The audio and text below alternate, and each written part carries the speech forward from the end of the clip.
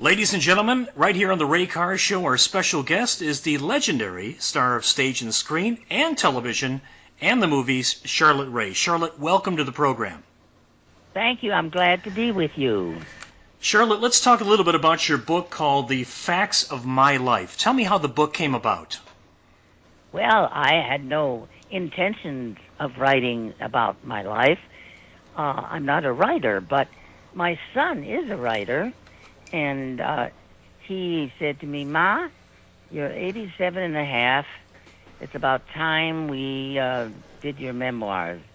And I said, "Well, I can't. I'm not. I can tell you my life, but I'm not a writer." So he said, "Well, Ma, I'll be glad to do it." And so he's written many books and wonderful books. But so he said, "Let's go." And so I would tell him my life, and he would ask me questions, and I would tell him. And so therefore, we have a book about my life, and I let it all hang out. I don't pussyfoot around. I just tell it the way it's been, so that people can know that, like everybody, they're all the wonderful, wonderful, wonderful of gifts and ups, and all the all the other ones, the challenges that we all are presented with in life, right? Absolutely. And what are some of those challenges that you could share with our audience? Well, the first one was that I was intimidated a lot by my older sister, who was very, very, very powerful in my life and made me feel very, very like I was nothing. And then when I did get married and John and I had a baby, I was so excited because it was a beautiful baby, but we found out that he was autistic and severely disturbed and violent, and that was challenging, trying to get some support, because in those days nobody ever even knew about autism. Right. And, it was which made it so that at night I found that I needed something to go to sleep, so my drug of choice was alcohol. And I didn't drink in the day, but alcoholism became a problem. And once that my son was really in good hands, I mean, had enough care, and with us and with other sources, not enough, but at least sufficient, more or less, I found AA, Alcoholics Anonymous, which I've been in for 42 years, and thank God that I found this wonderful program, and I just want to tell you that it's made all the difference in my life, and so that's a big plus in my life. Oh, yeah. Yeah, and then one of the downs was that my partner in life, my husband, a wonderful guy, and towards midlife, he was acting a little strange, and finally, he found the program too, because the two of us were real drinking buddies when we were young. Right. And he had to tell me the truth about that he was bisexual, and so forth and so on. And that was a big blow for me, as you can imagine. It was a toughie. Yeah. It was a hard thing to realize that I didn't have the choice. I mean, didn't. But in those days, if you were bisexual or gay, it was something to be ashamed of, and you wouldn't even keep. Sometimes be honest even with yourself. So in hindsight, I really have tremendous empathy for what he went through, aside from what I went through. And we were good friends and very supportive of each other until he died a few years ago. But, it's life. I, Life under, is life. Yeah, I understand. There's a lot of ups, a lot of downs, and a lot of things that teach us different things that we need to know along the way. And I think we don't always realize what those things are till later in life. that's right. And and but I'm just so grateful to my life. It's been a wonderful, wonderful ride with so many wonderful, meaningful people in my life, and so many people I've enjoyed working with. The work has been great, and my family's been great. I have two grandchildren, uh, a granddaughter and a grandson, and they're darling and very talented and very loving, and I love them to bits and pieces. What was your first big break on television? On TV? Yes. Oh, golly, I don't know. I did a lot of stuff on public broadcasting, PBS. Lots of drama and everything like that. And then I did a lot of commercials, and I got a lot of awards for the commercials. And then Nat Hiken was this wonderful guy. And did you ever see Car 54, Where Are You? Oh, one of my favorite shows, yes. Yeah, well, I'm from the Middle West, Milwaukee, Wisconsin. And he had me playing Officer Schnauzer wife. Oh, Remember? yeah, that was Al Lewis. Al Lewis. Right. Who played on the Munsters after that. Right. Funny man, very, very funny man. And I was to play his wife. Well, that was so much fun, and I just did. They made it a running part, so I did a lot of those shows where I played his wife, Sylvia Schnauzer from the Bronx. So I had a New York accent from the Bronx, and here I tell you, it was fun. It was really fun, and I loved Officer Muldoon. Remember Fred Gwynn? Fred Gwynn, oh, of course. Oh, he was the other Munster years later. Herman Munster, yeah. Yeah, a darling, wonderful man, and we had lots of fun. And Nat Hiken was a genius. He had created the Phil Silver Show, and before that, he created the Martha Ray Show, and he ought to be in the Hall of Fame for television because he was so brilliant, and he really wrote funny things. They had me doing all sorts of marvelous. You can buy those things. I don't even get a nickel from the Facts of Life or the any of these series that I did. It was before they knew that they would be selling these collections. Right. So, but I'm not complaining. I was glad to be in them. They were wonderful friends and fun to do. Yeah. You attended Northwestern University in Chicago, and one of your classmates was Cloris Leachman. Yes, Cloris, so talented, that girl. My God, after her sophomore year at Northwestern, she went on to New York. She was Miss Chicago or Miss Illinois or something. She was running up for, Miss America, and so she continued to live in New York and went right into television and stage there. And then we met up after I graduated from college, and she said, well, why don't we become roommates? So we found an apartment, and we shared an apartment together. She was terrific. A lot of fun. Wow, and also Paul Lind. Wow. Paul and I were in that class together, and my maiden name is Labotsky, and his name was Lind. So we sat next to each other in a couple of the drama courses, and we he said, "Why don't you try out for the musical?"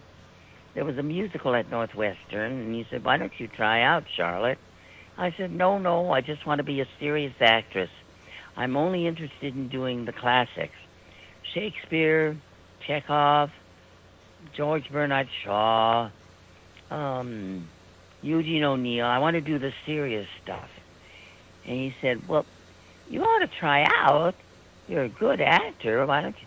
Well, my freshman year, I did get to play Maria in Twelfth Night, Shakespeare, and that was unusual for the freshman to get that kind of part. And then the sophomore year, they said, "Why don't you try it?" So I tried out, and I got all the sketches. And Paul Lynde was so talented, he wrote a couple of the sketches. And he wrote a funny monologue, which was he did years later in New Faces of 1952 on Broadway. Anyway, we became the two stars at Northwestern with the musical show, which was called WAMU, WAA, Women's Athletic Association dash MU for Men's Union. And we did opposite each other for 3 years after that in the musicals. And then we both went to New York to discover Broadway. And I found a job in a bar called the Sawdust Trail with sawdust on the floor. And they had singing waiters from the vaudeville days, and a wonderful pianist. And what's her name? She did, remember, put the nickel in. Oh, Teresa Brewer. Yeah, Teresa. Teresa She Brewer. was about 16, and she was there with her aunt. She was singing on the bar of the Sawdust Trail, and when she was finished after a half hour, I would come on and sing. and they'd come in from off the street, and while I was singing, they'd hand me money. Good. And, wow. Yeah, but I mean, we had a dressing room upstairs, so we didn't have to fool around downstairs with the customers or drink or anything like that. And that was how I first started. That was my first job in New York City. Yeah. Oh, that's great. And that was about what year? 52? No. Oh, yeah, something like. Wait, I graduated in 48, and I must have come there in 49. It must have been in the beginning of 50 or 1950. around there. And I got $60 a week for standing on the bar singing. Isn't that wonderful? Oh, yeah. That's great. Yeah, right around the corner from Broadway. It was on 46 between Broadway and 6th Avenue. Right across from Actors Equity Building. Yes. And before they went into the Lincoln Center, the professional high school for what do you call it? Young professionals. Yeah, right. Our special guest is Charlotte Ray. The book is The Facts of My Life. Now, Charlotte, let me fast forward to The Facts of Life, the actual show. How did that all come about for you? Well, I had been doing all sorts of guest shots for Universal and all the different studios, and I had done a lot with for Norman Lear, because I had done his comedy hour, Colgate Comedy Hour, when I was in New York. I had done quite a few of those. And so the casting lady knew about me. So when I came to L.A., she was very friendly with me and knew all about me. And she put me on all of those wonderful shows that Norman Lear had. Remember? Oh, yeah. Good Times and All in the Family. Yeah, early 70s stuff, yeah. Oh, yeah. And so I did a lot of those guest shows. And one day I got a call about a new show that had already been sold, and it was called Diff'rent Strokes, and they were all cast, the two boys and the daughter, the girl, and Mr. Drummond, was from Maud. What was his name? Conrad Bain. Connie Yeah. Bain, and they were all set, but they needed a housekeeper. Well, I went over and I thought I was going to have to audition because that's what you usually have to do. Mm-hmm. But no, the producer just talked to me about what do you think these children would need. They don't have a mother, and the mother of the two African American boys died. She was their housekeeper, and Conrad Baines, his wife, had died.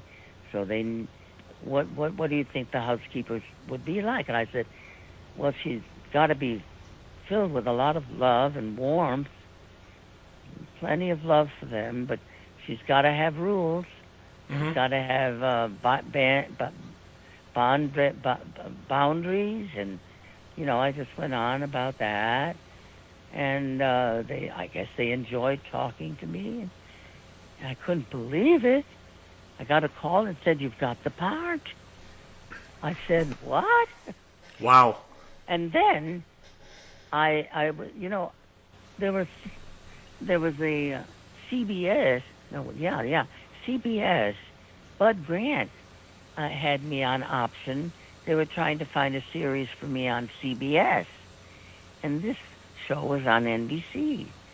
And I said, "Oh my Lord, I'm not finished with my option." He didn't want to let me go.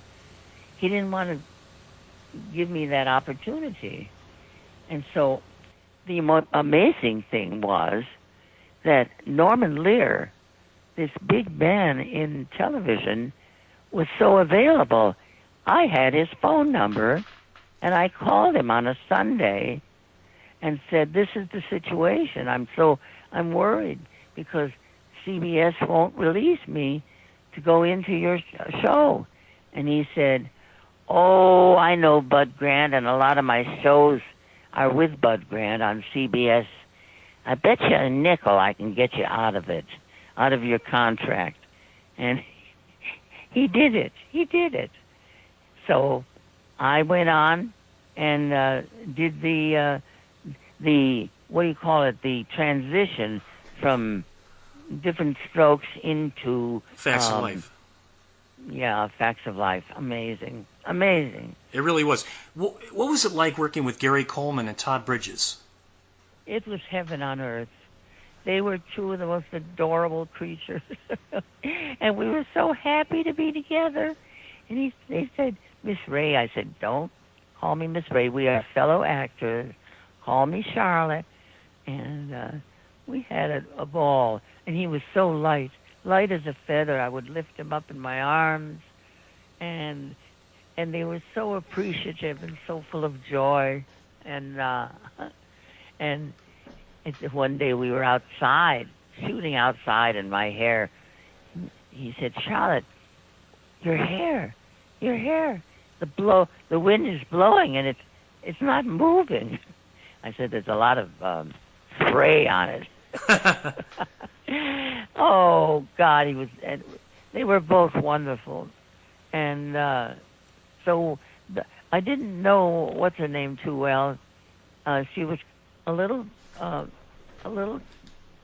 remote, but I had a boyfriend, and when he came one day to watch rehearsal, she hopped into his lap, put her arms around him. I think her mother was divorced, and I think that she missed not having a dad. You know what I mean? Yes, Yeah. I do.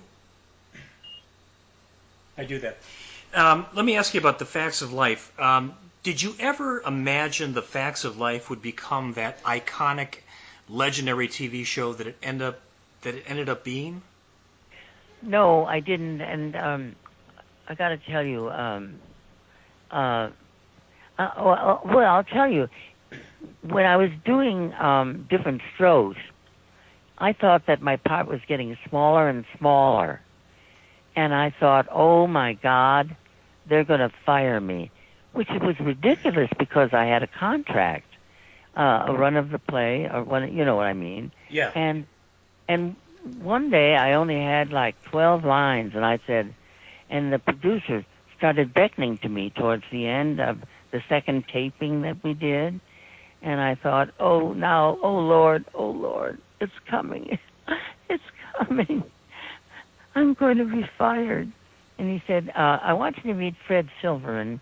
He's taking over the network, and he wants to start a series with you. And we've already thought of one that you had mentioned where you would be the house mother of a bunch of girls in a girls' school. And we'd like you to consider reading it and getting some back history on Mrs. Garrett so that from different strokes we can get you into facts of life. I nearly fainted. Wow. And that was like 1979. Yeah. And so it goes. I mean, I help them figure out my background. I help them figure out where I come from and what I really wanted for my life. And I mentioned we went to a girls' school down in the valley and talked to the girls just to find out what girls had in their minds about what they wanted to do when they graduated from school, what they wanted to do with their life. And there was one little girl there what I thought was so adorable and funny. Her name was, God, I'm blocking. I turned 90 in April. Wait a minute. Mindy Cohen. Oh, yeah, Mindy, very talented. Yes. Well, she wasn't an actor. She was just one of the kids at the school, and called Westlake. So we called the school Eastland. But I kept asking her questions. First of all, she was chubby, and I thought that would be nice because, you know, girls during puberty, they're chubby sometimes, most of the time. Second of all, she had this funny little voice, very funny and adorable. And third of all, we had 3 Christian girls, and I thought it would be fun to have a Jewish girl. And and she read for us, and she made it. And she did all these coast-to-coast shows on NBC, and I mean, she had had no experience. She was phenomenal, and they wrote a lot of interesting stories about her, and they brought out Molly Pecan, who was a wonderful actress from the Jewish theater, to be her grandmother. Okay. Okay, yeah. Well, So anyway. And you also worked with Molly Ringwald and George Clooney on that show. Yes. George was so adorable, and he was really. He was in a play with his cousin, Rosemary Clooney's son. I forget his name. Jose Ferrer's son. Oh, right. And they were in a two character play in Hollywood, and I went to see it, and he was fabulous. And I said to him, you're a great actor. You are a good actor. And if you ever get the right parts, you will be a big star, a very big star. And I'm so proud of him. He's really handled his career so beautifully. No drinking, no drugging, and he seems to care about Africa. He cares about America. He's very, very solid citizen of America. I'm proud of him. Yeah. And That's Molly, Molly. my God, and she just sent me a congratulations, and so did George on my 90th birthday. And I hang in close with the girls. They're not girls anymore. They're my girls, but they're women. Yeah. And we talk to each other woman to woman. That's wonderful, Charlotte. That really is. And that show was the longest running sitcom of the 1980s. And to this day, people talk about it like it's still on TV. I mean, it is Right. in some Yeah. respects, but it's such a good show. It stood the test of time. Well, for my book signing, so many people stood in line in New York and in to L.A. for me to sign their book, and they all said they were kids who watched me, men and women, both. Lots of boys watched, lots and lots of them, and they all felt they wanted their mothers to be like Mrs. Garrett, but of course, Mrs. Garrett, I used to say, let me scream at them, let me yell at them. That's that's the human thing to do once in a while. No one's perfect when you're a mother. Sometimes you just got to let it out. Right. No, they kept me perfect, so a lot of them wish that I was their mother, but it wasn't real. I mean, the warmth was there and the love was there, and but you know what I mean. Oh yeah, I do. Yeah, I remember an episode when Tootie became infatuated with Jermaine Jackson, and she was like trying to go wherever he was going, and you were having a hard time keeping her, contained. And you were comparing the infatuation like kids used to do for the Beatles. yeah, I remember absolutely. that episode very well. That was a very good one. You're the best, Charlotte. Thank you so much for all of your time and your stories, and I wish you the very best and happy birthday and keep it up. Okay, and they can get the book through Amazon. That's right. You can get it on Amazon, or there's many other ways to get it, but Amazon would probably be the easiest way to obtain the book. Yes. Okay. Lots of love to you. You too. Thank you, Charlotte. Bye. Bye.